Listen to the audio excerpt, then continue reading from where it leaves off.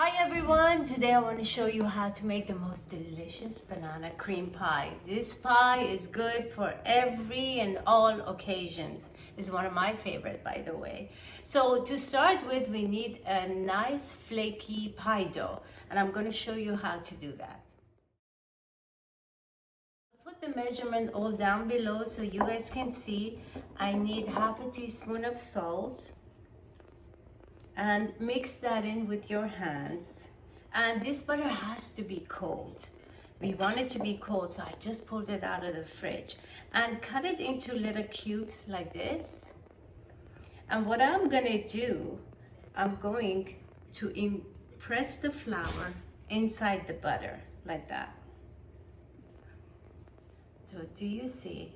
This is how I want my flour and butter to be, see? Like pea-sized butter pieces.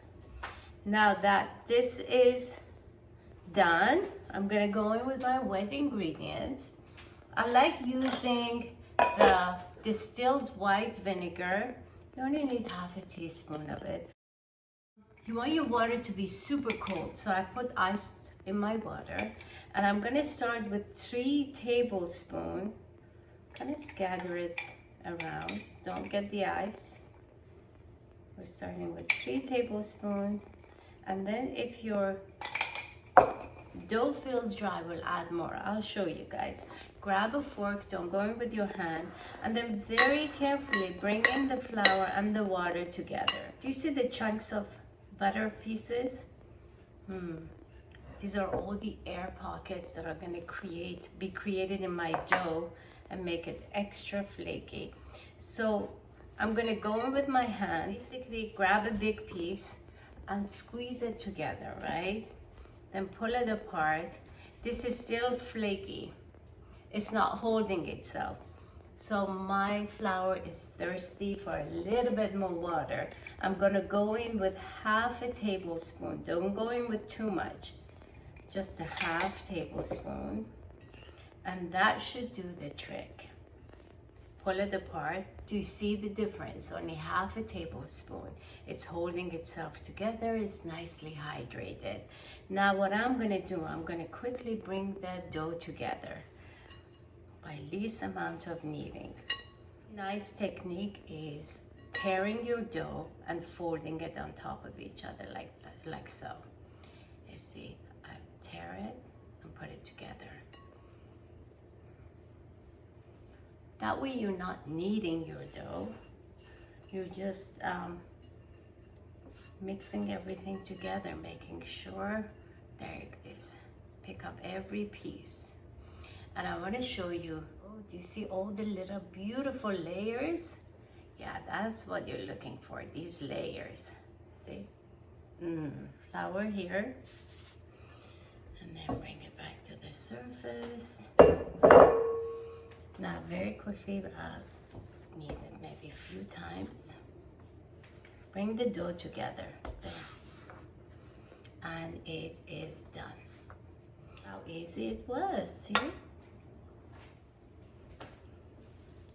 This is a great dough if you are making your pies for Thanksgiving. It's a fantastic dough. It keeps really well in the freezer I usually do my pie doughs a week before Thanksgiving and then defrost them in the fridge overnight before sheeting them out. So I'm gonna cover this with a plastic. Nice, and I'm gonna let this rest in the fridge for about an hour before I sheet it out for my pie. Alrighty, I'll see you guys in a little bit. Alright, so I have my dough out of the fridge. It's nice and cold. Sprinkle some flour on the surface. And grab your rolling pin. And you want to roll out, turn it around, out, and turn it around again. So you want to keep moving your dough so it doesn't get stuck to the surface. There you go. And make sure that it's nicely floured at the bottom. Put it together. There you go. So I kind of see the light a little bit behind it. Before I lay down the dough, I'm going to butter the edges really well. Okay, that looks good. Roll like that. Now to pick up your pie dough, fold it up. And then fold it back up again. Find the center and place your dough right there. And open it up. It's a cool little trick. Give it enough room. I'm gonna cut a little bit of a piece and form it into a bowl. Make sure you don't stretch your dough. Just place it gently. There you go. See? I'm picking it up. Now I want to trim the edges, leaving a little bit of a room. Just go around very quickly. Now this is going to go in the fridge. I want the butter to harden again for about half an hour or so. And I'm gonna heat up my oven at 375 and I'm gonna blind bake it and then bake it fully. It's nice and cold, right out of the fridge. I've got my parchment paper. I'm gonna put these in here. I think I need 2 to cover all the edges. And I have some old beans that I use as weights. I'm gonna pour that in. And this is gonna go in the oven for 20 minutes. So this is par baked, and I'm gonna take it off and bake it for another 15 minutes until it's nice and brown. So this is fully cooked. Look at that color.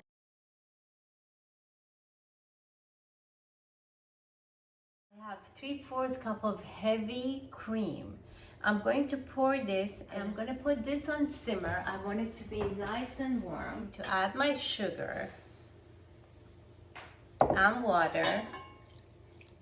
I'm not mixing anything.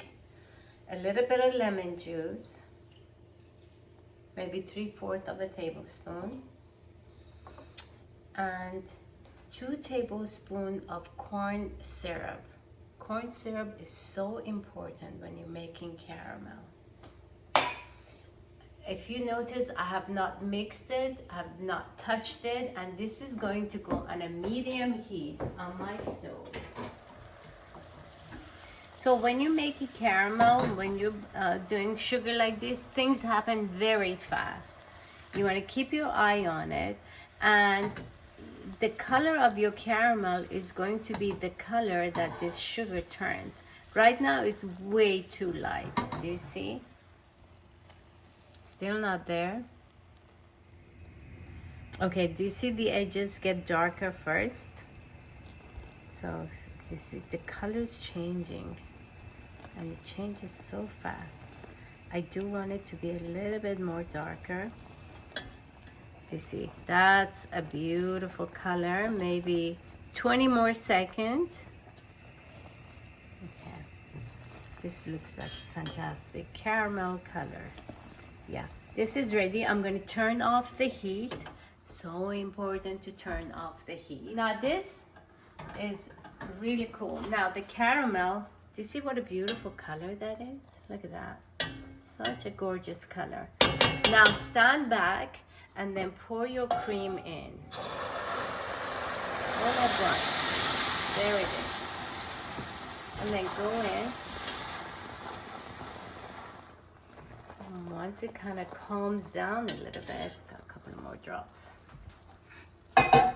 Calms down. You see?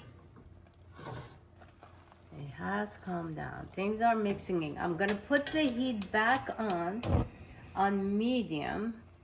And I'm gonna let this cook for another 5 minutes until I get a nice, this is a very runny caramel right now. I need it to thicken up a little bit more. Okay. So it has been about 5 minutes and my caramel has thickened. Do you see how it drips? It kind of holds itself. It's a longer drip. That's a good caramel. Do you see? Perfect. I'm going to turn this off. We want it to cool down for about 10 minutes before we add our butter. Okay, I'm going to set this aside and let it cool down. Caramel's cooled down, and I'm going to start adding the butter a little bit at a time and mixing it in.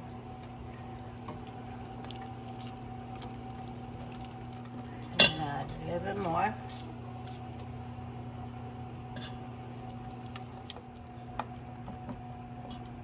Look at that. Beautiful.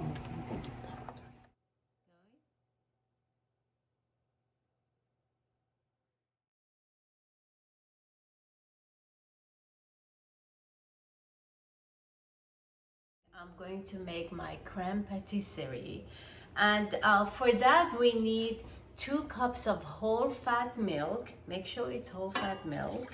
A tablespoon of vanilla extract. Now you can use vanilla bean as well. I like using extract, and I'm going to let this on the stove to be simmer. I want it to come to a boil slowly, so I'll put the heat on medium. Grab a nice size bowl, and in there I'm going to put half a cup of sugar. There's my sugar, and I have 3.5 tablespoons of cornstarch. Cornstarch is a thickening agent. If you don't like using cornstarch, use arrowroot.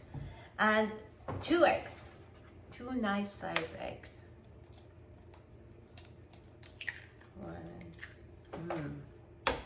These are gorgeous eggs. There's my 2 eggs and a pinch of salt. Where is my salt? Here it is. A pinch meaning a 1/4 teaspoon of salt.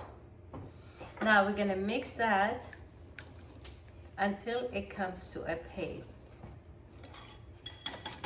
And what we're going to do, we're going to temper our mixture, the milk with this together. So that's it.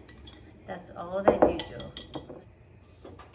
Okay, so it's nice and hot. You see all the steam coming up. Slowly, I'm going to introduce the hot to the cold. Very slowly, because we don't want to cook our eggs, right? So initially few drops. You need a whisk. You gotta whisk it quickly. If you need somebody to help you pour the milk in slowly, go for it. But you should be able to do it by yourself. So do you see how slowly I'm introducing the milk into my egg mixture? Whisk it in and then bring in more. Now I can bring a little bit more. The whole thing. And then what I'm going to do, I'm going to pour this back into the pot, and this is going to go back on the stove. Meanwhile, whisking it, do not stop whisking it. And you want to put it on a medium low temperature. Don't leave it alone because it's going to thicken up really fast. Bring it there so you guys can see. You see, it's thickening. It smells really good. So it's done. It's nice and thick. I'm going to transfer this into my bowl. It's getting a little heavy. Oh, that's better. All right. So I have to add 4 tablespoons of unsalted butter to this, but I'm not gonna add it now. It's super hot. I want to let it cool down for about 5 minutes or so. So my mixture feels a little bit warmer. It's not as hot, and this is when I'm gonna add the butter. I need 4 tablespoons, so I'm gonna cut them into small pieces again. I don't want to add all the butter at once. I want to add a tablespoon at a time. Whisk it in, make sure it's all incorporated. before you add the next chunk. Now I can add a little bit more. I'll add the 3 pieces and I'll keep whisking. And as you're adding the butter, you see the texture changing. Okay, all the butter's mixed in and it's so beautiful, silky and smooth. Always taste. It tastes so good. The plastic sits on top of your creme pater, like so. And this is going to go in the fridge until it cools down. All right, I have my bananas. I have my caramel that we made. And here's my creme pater. I pulled out of the fridge, just some cream. Bring it back to life. Nice generous layer on top. Look at that caramel, look at that stretch. Oh.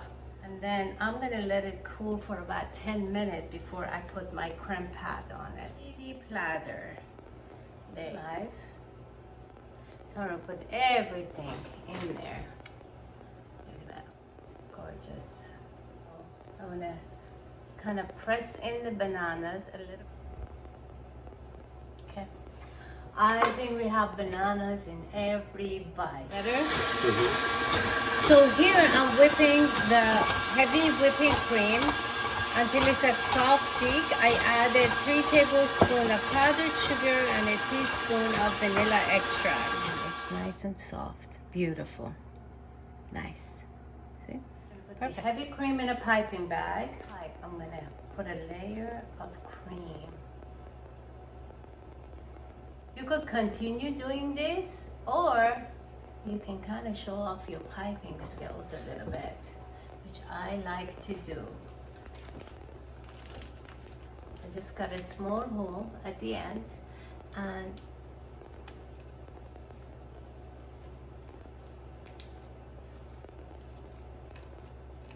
go across, go around, and cover the whole surface with this.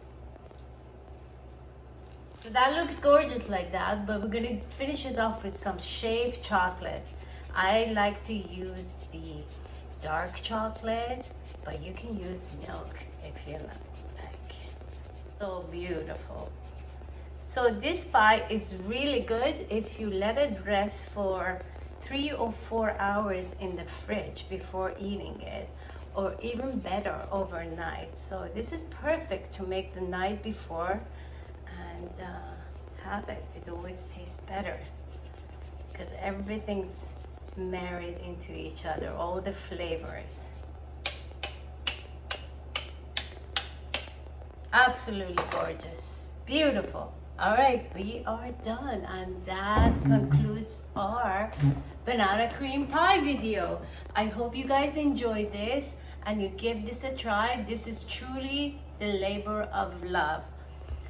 Don't forget to subscribe and leave me comments, and hope to see you guys soon.